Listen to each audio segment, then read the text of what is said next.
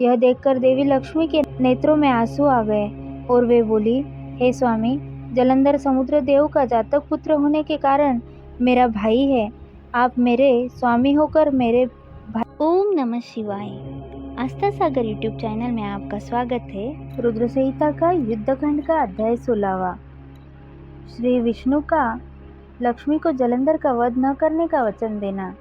सनत कुमार जी बोले, हे व्यास जी, इस प्रकार जब देवगुरु बृहस्पति ने देवताओं को युद्ध रोक देने के विषय में कहा तो सभी ने गुरु की आज्ञा का पालन किया और युद्ध रुक गया, परंतु जलंधर का क्रोध शांत नहीं हुआ।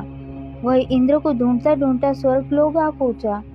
जलंधर को वह आता देखकर इंद्र व अन्य देवता अपने प्राणों की रक्षा करने हेतु वहां से भागकर भगवान श्री हरि विष्णु की शरण में वैकुंठ लोक जा पहुंचे।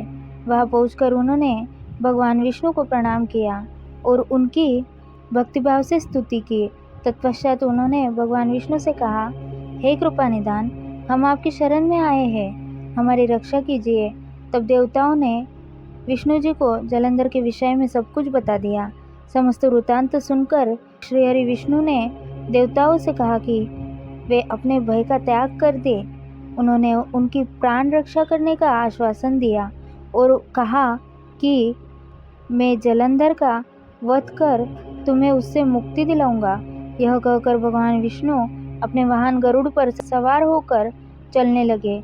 यह देखकर देवी लक्ष्मी के नेत्रों में आंसू आ गए और वे बोली, हे स्वामी, जलंधर समुद्र देव का जातक पुत्र होने के कारण मेरा भाई है। आप मेरे स्वामी होकर मेरे भाई को क्यों मारना चाहते हो?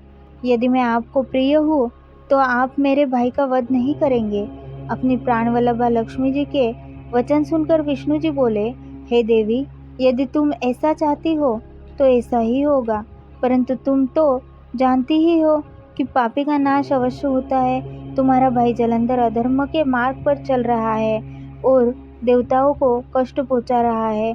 फिर भी मैं उसका वध अपने हाथों से नहीं करूंगा, परंतु इस समय तो मुझे युद्ध में जाना होगा। वह कहकर भगवान विष्णु युद्धस्थल की ओर चल दिए। भगवान विष्णु उस स्थान पर पहुंचे जहाँ असुरराज जलंधर था। भगवान विष्णु को आया देखकर देवताओं में हर्ष और ऊर्जा का संचार हुआ। देवसेना अत्यंत रोमांचित हो गई और देवताओं ने हाथ जोड़कर श्री हरि विष्णु को प्रणाम किया। भगवान विष्णु का मुखमंडल अद्भुत आभा से प्रकाशित हो रहा था। उनके दिव्य तेज के सामने दैत्य और दानवों का खड़े रह पाना मुश्किल हो रहा था। श्री हरि विष्णु के वाहन गरुड़ के पंख से निकलने वाली प्रबल वायु से वहां पर आंधी सी ला दी थी। इस आंधी में दैत्य इस प्रकार घूमने लगे जिस प्रकार आसमान में बादल घूमते हैं। अपनी सेना को ऐसी विकट परिस्थिति में देखकर जलंधर अत्यंत क्रोधित हो उठा। अध्याय 16वां समाप्त। आगे की कथा हम अगले अध्याय में सुनेंगे। ओम नमः शिवाय।